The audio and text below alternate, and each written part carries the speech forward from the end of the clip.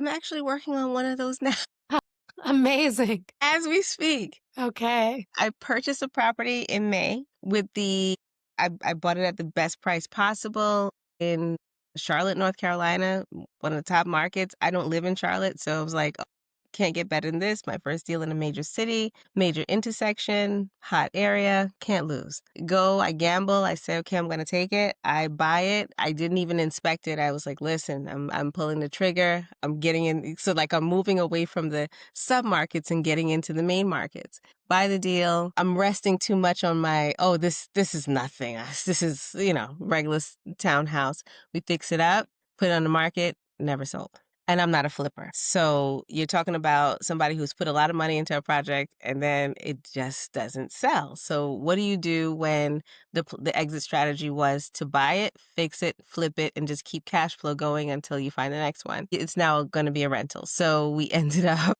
having to take out some of the fixtures that we put in there, and I'm kind of rehabbing it to make it rent ready because I did it to make it resale ready. And if I have to make it rent ready, there's certain fixtures that I think were maybe a little too higher end because the neighborhood, I'm not going to get my expected rent for it back. So I put it on the market the 1st of July. We're now at the end of August. So now that I know it's not going to sell, back to the drawing board and we'll just add it to the portfolio. So you just have to pivot when, of course, the first few days when you're like, I put it on the market and nothing happened. Do you realize where this is? And then it doesn't sell. You just like, well, let's roll with the punches. Welcome to the Real Estate Pros Show, where we interview real estate investing professionals from coast to coast, as well as the service providers that serve the real estate investing industry. Our goal is simple: share what's working now to help you improve and scale your business to the next level and meet the pros that can help you get there. Real Estate Pros is powered by Investor Fuel, America's leader in helping real estate investors and professionals build the business you need to live the life you've always dreamed of. Let's start today's show.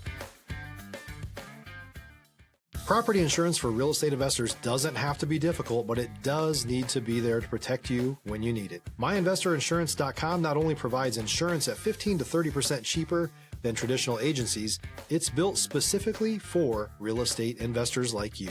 You can set up an account in about 2 minutes, get quotes on properties, turn on and turn off insurance for your fix and flip or rental properties in around 2 minutes without having to talk to anyone directly, all through our portal. There's no better way or faster way to make sure you've got the coverage you need to protect you, and no more lengthy policies either.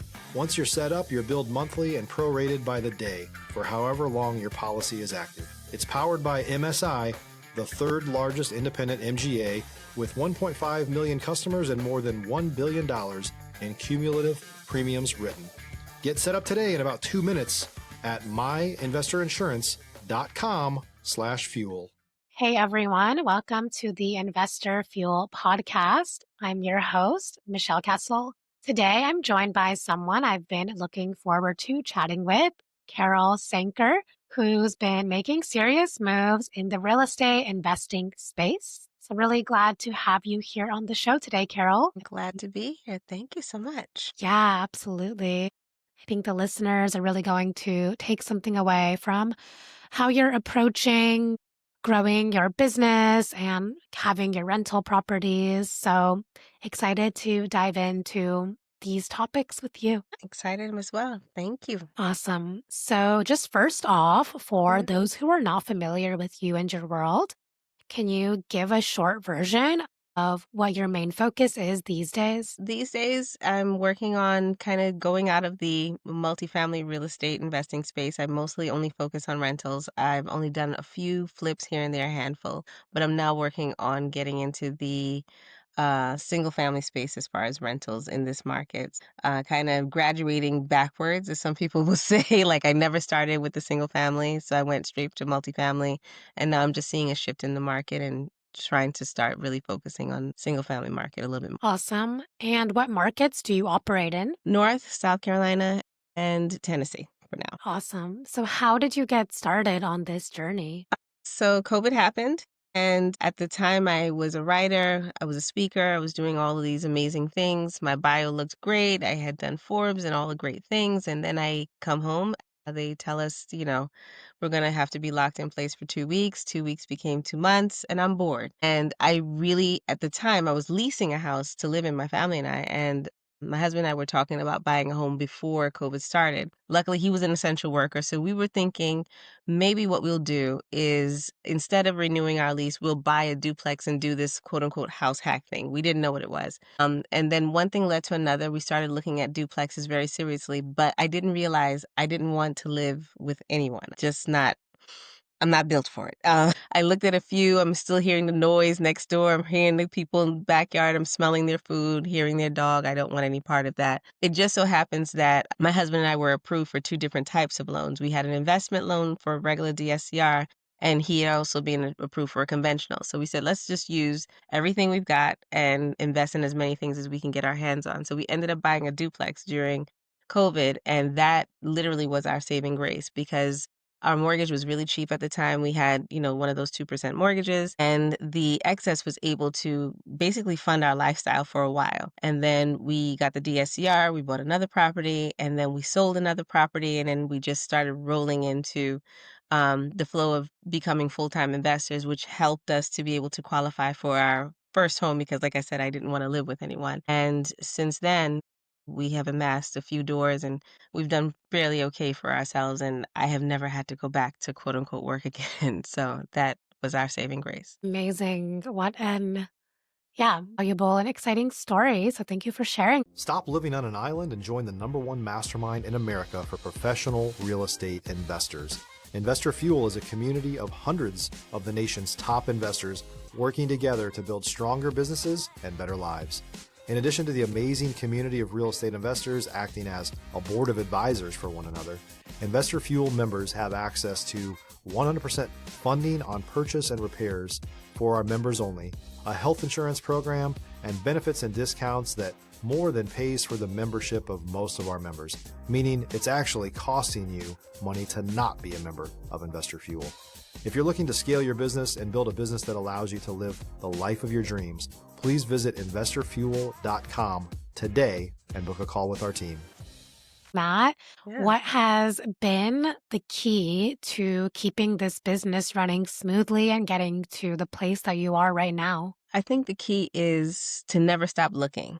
So even when I don't need, always looking and never really give up on the idea that you can change according to the market. I would have never seen myself when we first began. It was a duplex, then we bought a triplex. Literally, I think we bought the duplex in March. We bought a triplex in April. We bought another quad by August. And so you'll always need to consistently keep looking and always consistently network. No matter what you're doing, just get out of the house, drive around because you have to be present. A seller is going to expect you to be in their face. They expect you to be present. So with us, or with me more specifically, because I am the only part of the business, my husband has since said, hey, this is not for me. You go ahead. I have to step out because he can't take some of the risky moves that I have to make on a daily basis. But for the most part, you always have to consistently keep looking. Yeah, I think that's important advice. And it's really what separates those that are just dabbling versus the ones that are here for a long-term vision. Exactly. Yeah, because I think some people give up. They don't get it perfect on the first try. And they just kind of like, okay, well, I don't see it on Zillow. I don't see it on Realtor, and I'm done. I have never bought a property off the MLS. So that's why you have to consistently keep looking. You have to consistently keep yourself out there, consistently broaden your spectrum of how you meet people and how you introduce yourself to people. Yeah, I think that's such important advice. So let me ask you this. Every operator I know has moments in their business where things get more real. Maybe deals go sideways or you have to make fast pivots. Would you mind sharing one of those moments that you've experienced? I'm actually working on one of those now Amazing. as we speak. Okay. I purchased a property in May I bought it at the best price possible in Charlotte, North Carolina, one of the top markets. I don't live in Charlotte, so I was like, can't get better than this. My first deal in a major city, major intersection, hot area, can't lose. I gamble. I say, okay, I'm going to take it. I buy it. I didn't even inspect it. I was like, listen, I'm pulling the trigger. I'm getting in. So like I'm moving away from the sub markets and getting into the main markets. buy the deal. I'm resting too much on my, oh, this is nothing. This is, regular townhouse. We fix it up, put it on the market, never sold. And I'm not a flipper. So you're talking about somebody who's put a lot of money into a project and then it just doesn't sell. So what do you do when the exit strategy was to buy it, fix it, flip it, and just keep cash flow going until you find the next one? It's now going to be a rental. So we ended up having to take out some of the fixtures that we put in there. And I'm kind of rehabbing it to make it rent ready because I did it to make it resale ready. And if I have to make it rent ready, there's certain fixtures that I think were maybe a little too higher end because the neighborhood, I'm not going to get my expected rent for it back. So I put it on the market the 1st of July. We're now at the end of August. So now that I know it's not going to sell, back to the drawing board and we'll just add it to the portfolio. So you just have to pivot when, of course, the first few days when you're like, I put it on the market and nothing happened. If you're looking for consistent, high-quality leads, look no further than Investor Machine. Investor Machine isn't just another agency, it's the most sophisticated, data-driven lead generation company on the planet for real estate investors, and serves the role of being not just a lead generator for your business, but a marketing partner that is helping you achieve your goals along the way. Go to investormachine.com to learn more and schedule a call with our team today.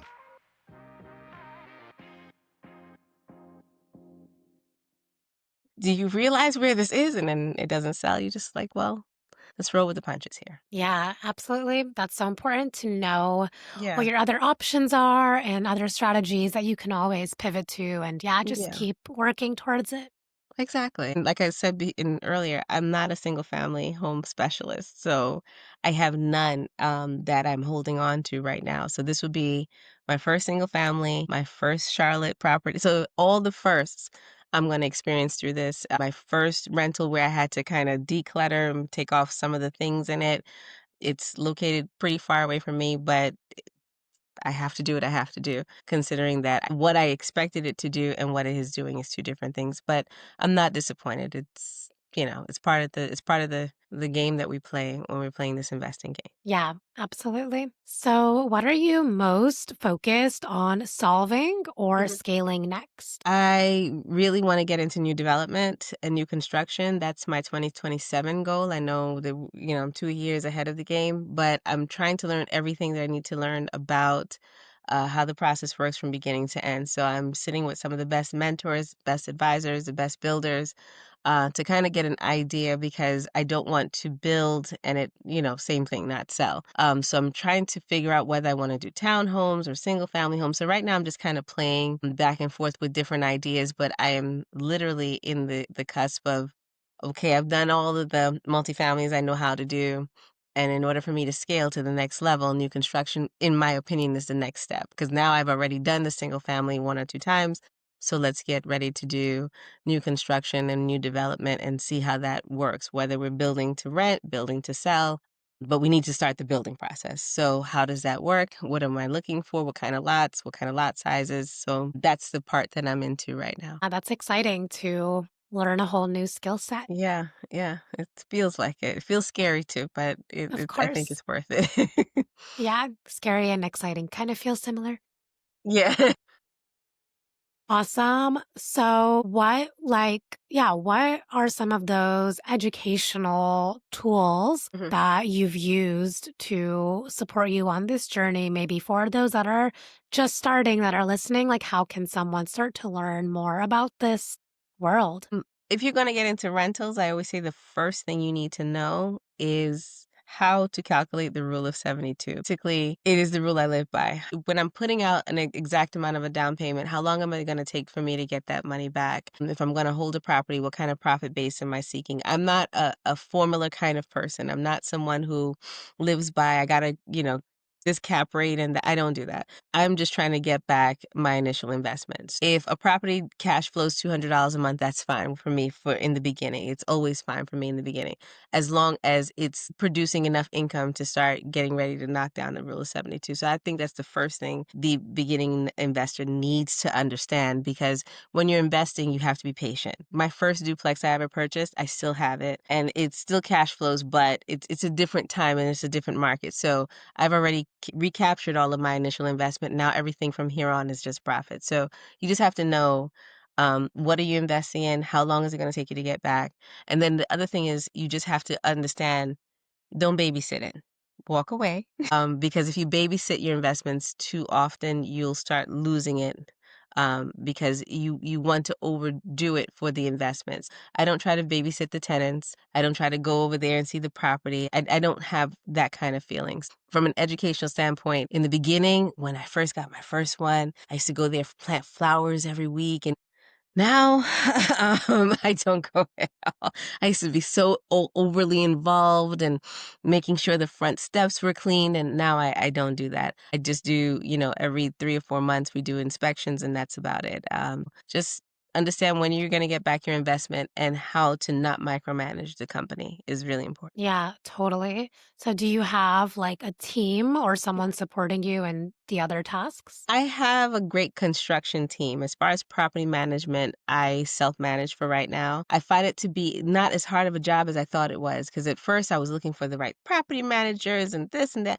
I'm like, this is not as hard as it seems to be. I have not had the horror stories that people talk about. And it could be because of where I'm investing and the income strategies I have behind it. But if I have a leaky faucet once every 6 months, I mean, the only things that really break are refrigerators and dishwashers. I haven't had, and I'm gonna say that with, a little bit of laughter. I haven't had any horror stories. The worst thing that has ever happened, we had a tree that fell through a roof.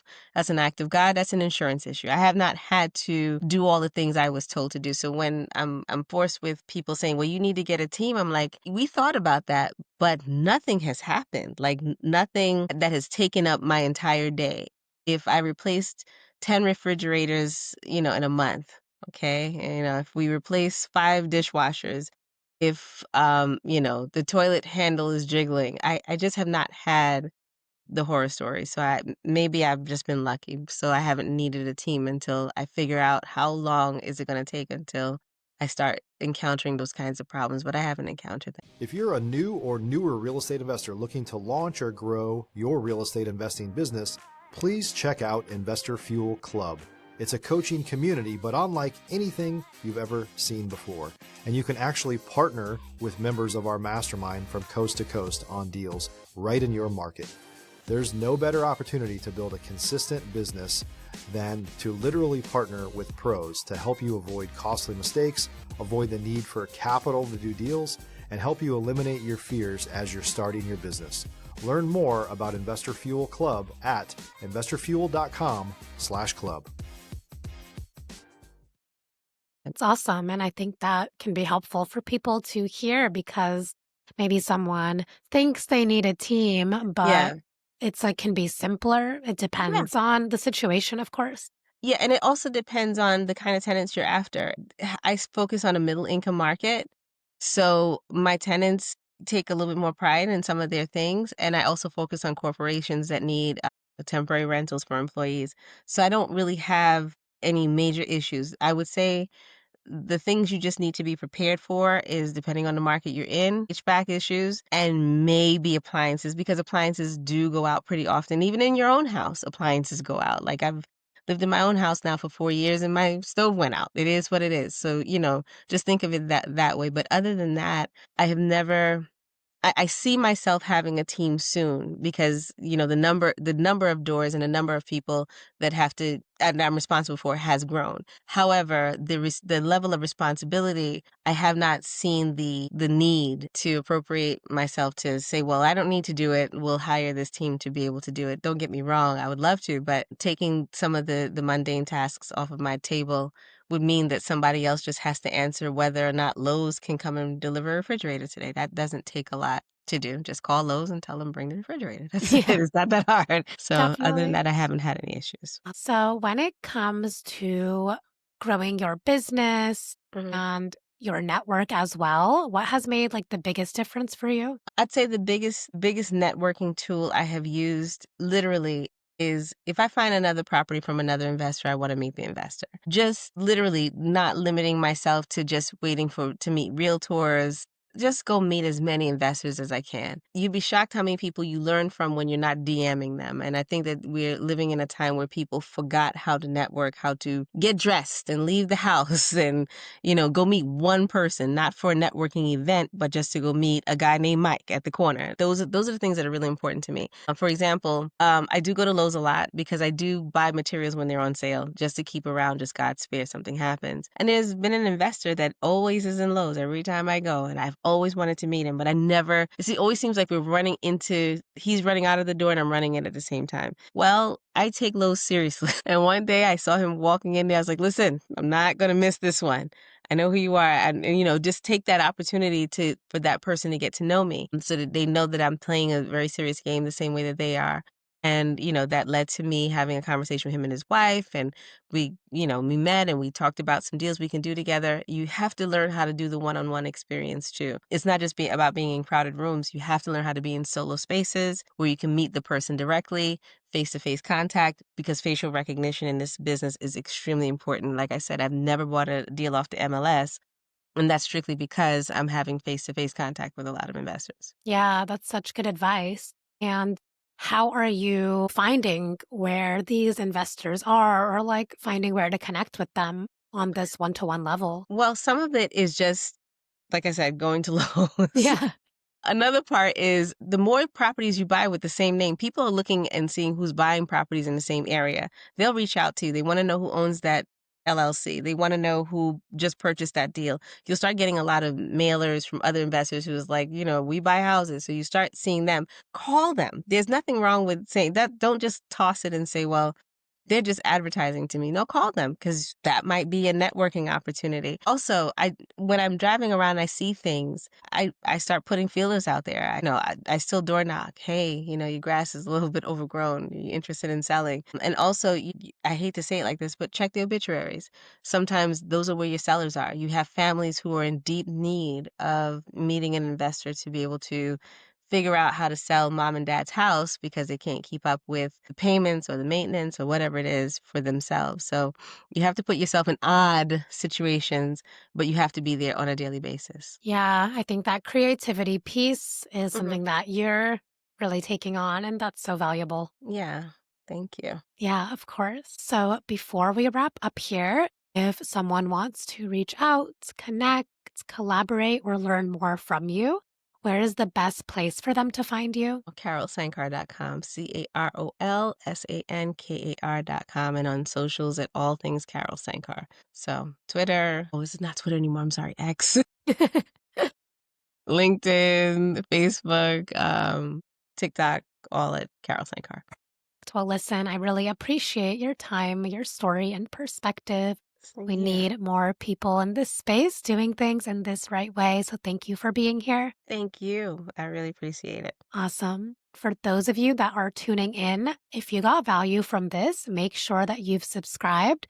We have more conversations coming soon with operators just like Carol who are building real businesses. And we'll see you all on the next episode.